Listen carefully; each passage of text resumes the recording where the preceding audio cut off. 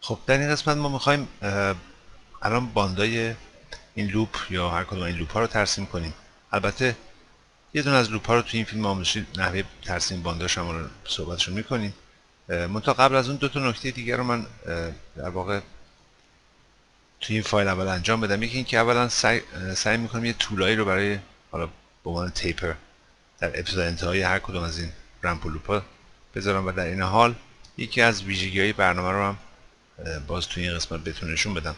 ببینید هدف من الان این هست که این گره رو، یعنی با دستور پی ادیت من این نود رو بردارم و بکشمش یه جلوتر به اندازه طول، حالا یه طولی به عنوان طول تیپر. برای این کار میام روی این نقطه، همونطور که قبلا گفتم برای موو کردن شما کافیه برید روی حالا یه سری ورتکس ها. به هر حال ما همه ورتکس ها رو میتونیم موو کنیم. اون نکته که توی قسمت های قبل صحبت کردیم راجع به رنگ پلیلاین ها که نشون دهنده این هست که در واقع اون بحث تصحیح خود اتوماتیک قوسا معنیش اینه که این مسئله اتفاق نمیفته توی این حالت، فرض کنیم برای این قسمت، اما معنیش نیست که ما نمیتونیم این ورتکس رو موو کنیم. به هر حال میشه این ورتکس رو یا این گره رو به جای دیگه برد. در مورد این نقاط ابتدا انتها که ما اصلا میتونیم این کار بکنیم، چون در واقع قوسی رو تحت تاثیر قرار نمیده اگه تو همین انتظار حرکتش بدیم. دو نکته که هست اینه که ما برای اینکه همونطور که میبینید ما به محض که روی این گره ها میریم یک در واقع آبجکت اسنپ اند هم فعال هست و ما میتونیم فرض کنیم گره رو الان روش کلیک کنیم همینجا و به جای جدید ببریم. اما این گره رو نمیشه و این گره رو. علتش هم اینه که در واقع به خاطر اینه که چون الان عملا این خط روی این یکی خط ترسیم شده و وقتی که آبجکت اسنپ اند فعال هست، همینطور من الان شکل رو زوم آت میکنم، ببینید نقطه دیگه ای داره به عنوان نقطه انتهایی توسط سیستم انتخاب میشه. اونم به لحاظ اینه که این خط سبز رنگ به صورت خطچین قبل از این خط ترسیم شده. یکی از در واقع قابلیت های نرم افزار هم من اینجا یه نمونهش نشون بدم خدمتتون. فرض کنید من یه لاینی رو از این نقطه تا این نقطه میکشم و حالا یه لاین دیگه هم این دفعه با آبجکت اسنپ اندو غیر فعال میکنم، نیرست میگیرم و یا در واقع خط دیگه هم فرض کنید روی همون خط من ترسیم میکنم با آبجکت اسنپ نیرست دقیقا رو اون خطه و حالا دستور کنترل او رو میگیرم و با لست اون رو انتخاب میکنم، رنگش رو میکنم قرمز که مشخص در باشه. ببینید ما یه خط با رنگ سیان کشیدیم، بعد یه خط با رنگ قرمز. حالا فرض کنید من میخوام موو کنم الان این خط رنگ سیان رو. خب از این نقاط سلکت میکنم، سلکت آن سلکت میشه. اما اگه بخوام این آبجکت قرمز رنگ رو بگیرم، خب برنامه همیشه این خط اول رو انتخاب میکنه.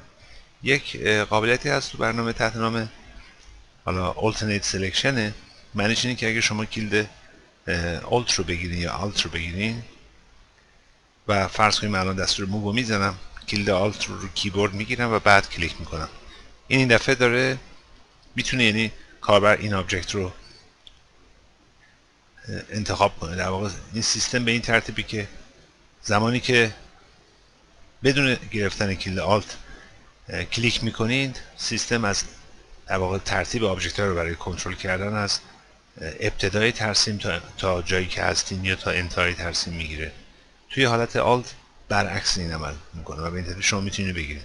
همین مطلب موقع استفاده کردن از آبجکت اسنپ ها هست. یعنی فرض کنیم الان یه دستور لاین میزنم و آبجکت اسنپ رو به صورت از نیرست در میارم، به حالت n میذارم.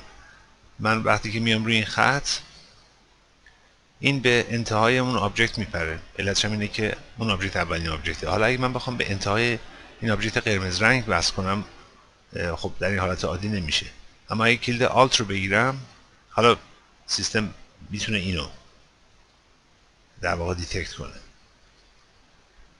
حالا میریم اینجا، باز کلید آلت رو میگیریم و کلیک میکنیم. از این فیچر، در واقع از این قابلیت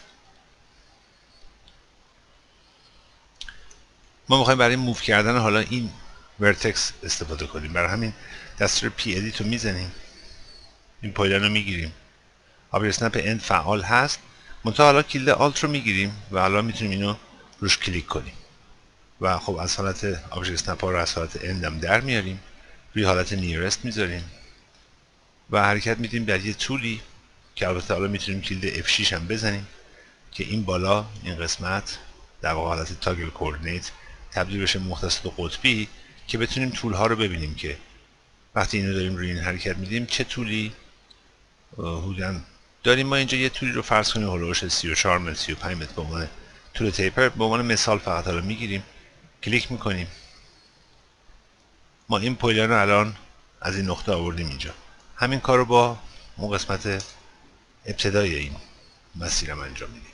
پس آبجکت اسنپ اولا از حالت نیرست در میاریم، آبجکت اسنپ کلید آلت رو میگیریم، اینو کلیک میکنیم، آبجکت اسنپ از حالت ان در میاریم، روی نیرست میذاریم، روی این باز به اندازه فرض کنید طول حالا 23-4 متر با توجه به جایی که اینجا داریم کلیک میکنیم. این تغییر رو در واقع ما توی این قوسمون ایجاد کردیم. یکی این مطلبه، حالا یه سیوی هم همینجا میکنیم. یه نکته دیگه هم اینه که حالا همونطور که توی این بخش توضیح خواهم داد که چطور ما این باندار رو میکشیم، منتها اجازه بدید ما یک کاری رو اول روی این دو مسیر اصلی بکنیم و اونم اینه که خود این مسیرهای اصلی، یعنی این خط و این خط رو الان اولا به صورت پولیلاین با اسپیشال افکت روت درش بیاریم. پس من دستور کنترل او رو میزنم، این آبجکت رو میگیرم چون اینا مسیرهای اصلیه باش کار داریم. اسپیشال افکت نوع روت میذارم، این رو هم اسپیارامترش رو 5، نیمش هم میذاریم مین 1.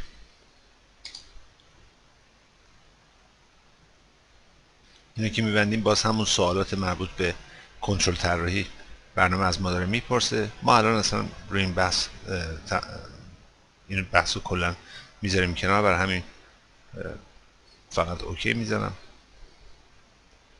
و این آبجکت ها رو فقط از اینجا انتقال میدم تو این نقطه و در ضمن یه مقدار کوچیک‌ترشون رو میکنم با دستور اسکیل یا همون SC. همین کار رو روی این آبجکت هم انجام میدم. پس اول از همه یه کنترل او میگیرم، اسم اینو میذارم مین 2،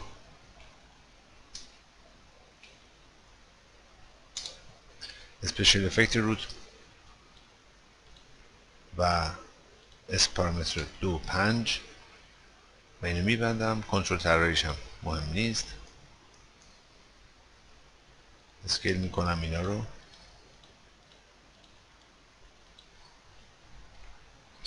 و مووشون میکنم. اینم یه توضیح باز بدم، در واقع حالت سلکشن آبجکت ها با استفاده از یک پنجره به این ترتیبه که شما فرض کنید من دستور موو رو میزنم و حالا میخوام با یه پنجره تمام آبجکت ها رو یه دفعه سلکت بکنم، کلید شیفت و کنترل رو با هم میگیرین و یه ویندو باز میکنین.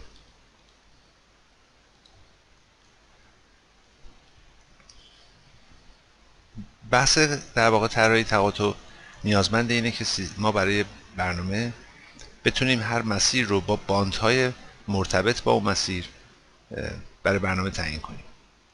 این هم مکانیزمش خیلی ساده است. در واقع توی برنامه شما کافی الان دقت کنید ما اسم این مسیر رو گذاشتیم مین 1. حالا میتونید دوباره دستور کنترل رو بزنید. این بحث مربوط به همون کامپلکس آبجکت هاست. حالا ما میگیم فعلا نو، اسمش رو گذاشتیم مین 1. من برای اینکه تعیین کنم تمام این خطوط در واقع خطهای همین مسیر 1 و لبه های این مسیر 1 هستن، کافی دستور کنترل او رو بزنم و اینها رو تک تک انتخاب کنم. حالا فقط چک میکنم که این خطا تا انتها باشن و درست تا انتها هستن. دکمه سمت راست ماوس رو میذارم، میام روی قسمت All Objects و نیم اونها رو یه علامت تیلد میذارم اول و می‌نویسم مین 1. بهترین نرم افزار متوجه میشه موقعی که حالا تو قسمت های بعد و در ادامه این فیلم آموزشی خواهید دید که چطوری سیستم در واقع میره دنبال به دست آوردن پهناها و دوختن لبه ها. مبنای شناسایی لبه ها برای یک مسیر با همین مکانیزمه که شما در واقع حالا باز نمونهش اینجا من نشون میدم. ما اسم این آبجکت مسیر اصلی رو گذاشتیم مین 2. پس حالا دستور کنترل او رو میزنیم، این لبه ها رو همه رو انتخاب میکنیم، دقت میکنیم که تا انتها رفته باشه. ما اینجا یه سری آبجکت داریم که درسته، این دوتا آبجکت فقط بود که مال وسط بود، البته این هم هست. و الان دیگه کامل ما تمام آبجکت ها رو گرفتیم. البته یه کار دیگه هم باید میکردیم. حالا من الان اول این کار مهم رو انجام بدم که اسم اینو باز با یه تیلد، البته باشه بذارید من برم روی All Objects که این کار رو برای همه آبجکت ها یه دفعه بکنم. یه علامت تیلد میزنیم و می‌نویسیم مین 2. البته بهترین کار اینه که ما البته من ببینم که این لیر هر کدوم از اینا کجاست. مین ایدج قبلا این کار کردیم. پس من توی آپشنز لیر کنترل هم میرم. ما ببینیم برای رمز لوپس حالا بهتره یه لایه دیگه هم درست کنیم همینجا، رمز لوپس ایدج، که بعدا اون برای اون یکی بعد برای اون یکی مسیرهای رمپ و لوپ لبه هاشو بنزیم تو این لایه.